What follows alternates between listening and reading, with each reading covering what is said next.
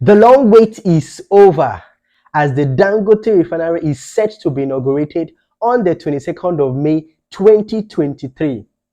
So I know that those of us who have been following this report, trying to track the progress of the Dangote Refinery, I for one have been tracking it from as far back as 2018. This is one project that I was highly anticipating its inauguration. And I'm happy that in my lifetime, in 2023, on the 22nd of May, the president of Nigeria would be asked to come and officially inaugurate this refinery. So today, we want to look at 7 major facts that you ought to know about this refinery before it is being commissioned. 7 facts that you must know about the Dangote refinery. So we want to dive into today's video. If you're joining us for the first time, welcome to this channel. And for those of us who have already subscribed, thank you, and let's get right into today's video. So the effort by the federal government to make Nigeria self-sufficient in local crude oil refining to help this country save the scarce foreign exchange we have to fuel importation.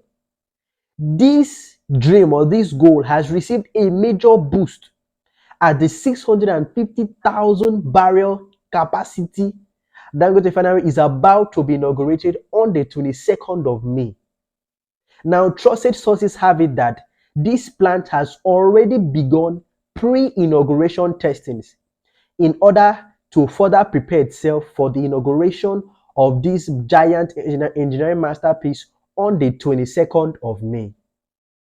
All right, moving on. Here are some interesting facts you ought to know about the Dangote Refinery that will be inaugurated on the 22nd of May. And first on our list is this. The Dangote Refinery Complex, which is located in the Lekki Free Trade Zone area in Lagos, actually covers a land area of 2,635 hectares. The whole company land and its span is about 2,635 hectares. This alone is larger than Victoria Island in Lagos. So the Victoria Island in Lagos is not as large as the Dangote complex, refinery complex, which would also contain the Dangote fertilizer plant. Massive. And next on our list is this. The Dangote refinery is the largest refinery in Africa, and it also doubles as the largest single train refinery in the world. Now, when you hear single train refinery, what this means is that all the distillation components and the components needed in crude oil refining into petroleum products are all located in one site or in one location. So in other very big or huge refineries, you'd have certain components of the refinery located at different locations. But for Dangote, all the component parts needed to convert crude oil to its byproducts are located in one location, making it the largest single train refinery anywhere in the world.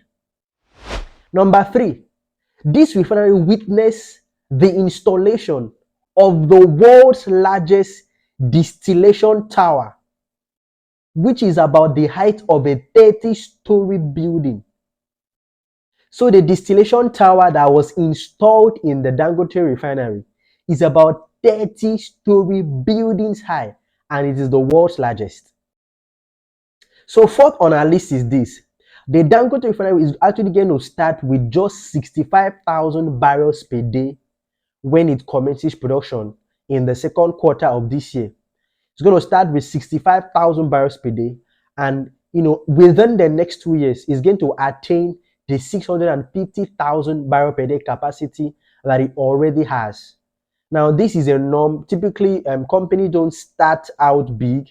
They start little and they try to understand the system, try to understand the market, and try to run. It's a very big plant, so they try to run the whole plant at once. And when that has happened for a while, then they will now begin to scale up.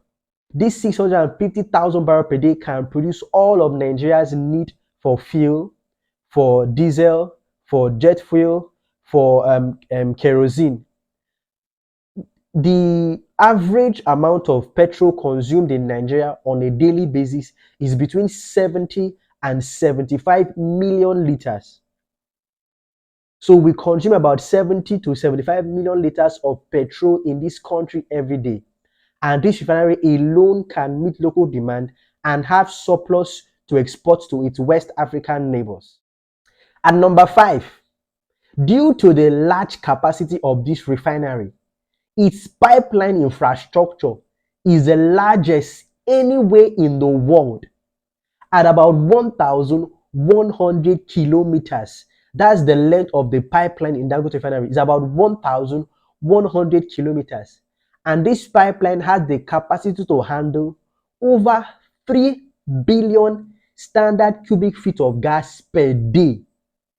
3 billion standard cubic feet of gas. This is crazy. Why am I saying that?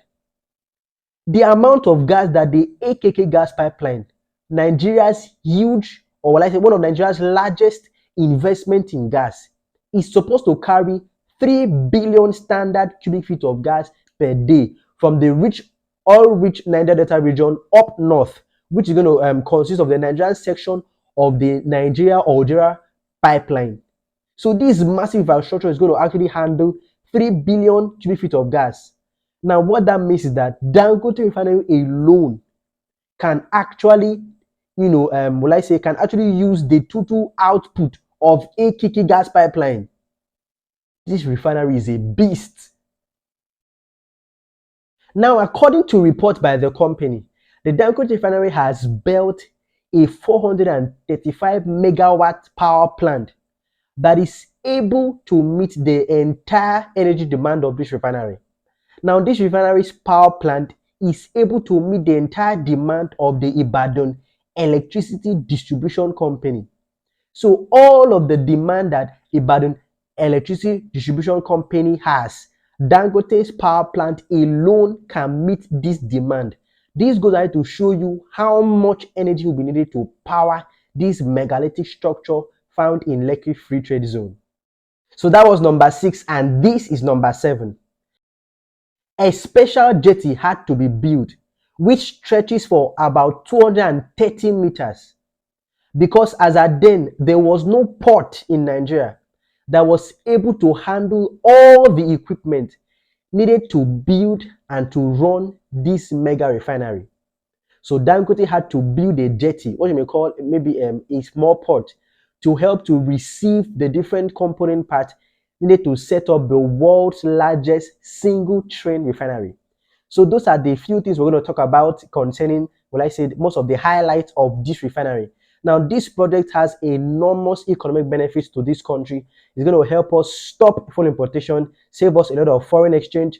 So when one subsidy is removed, the price of petrol is going to hike a bit. But as we begin to experience more and more refining within the country, it's going to help bring down that price, because all the amount of money needed to, well, I say, to ship these products from wherever, be it the Middle East or Europe, down to Nigeria, all those extra costs are gone, all the logistics are gone, and then with favorable competition in the country, with the private refineries that are already running or that would come online in the next few years, and then with the government refineries that are being rehabilitated that will come online, there will be favorable, economics or competition within the energy market, and this will help to beat down price to, a favorable level that every consumer can, purchase, and at the same time, it will still be profitable to all those who are involved in, crude oil refining. So this, we're going to end it for this video. I know it was a short one and it was also very informative. I would like you to watch out for 22nd of May and, celebrate with Nigeria, celebrate with Dangote Group, celebrate with the federal government on this mighty achievement and this milestone that it has attained.